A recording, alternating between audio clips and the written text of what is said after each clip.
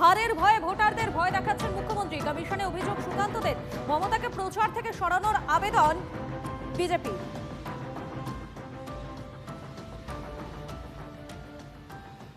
একজন sitting chief minister তিনি বলছেন যে ভোটের পর যারা বিজেপিকে ভোট দেবে তাদেরকে বাড়ির বাইরে প্ল্যাকার্ড লাগাতে হবে যে আমি বিজেপি করি না।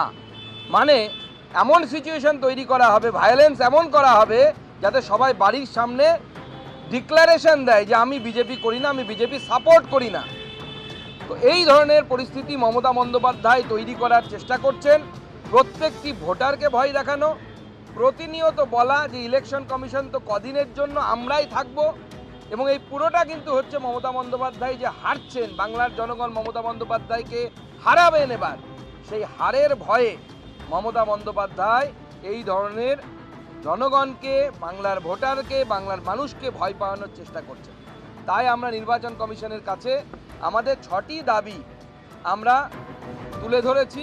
ন্যায় সংহিতা অনুসারে উনি ক্রাইম করেছেন, কারণ উনি থ্রেট করেছেন, জীবনহানির পর্যন্ত থ্রেট করেছেন।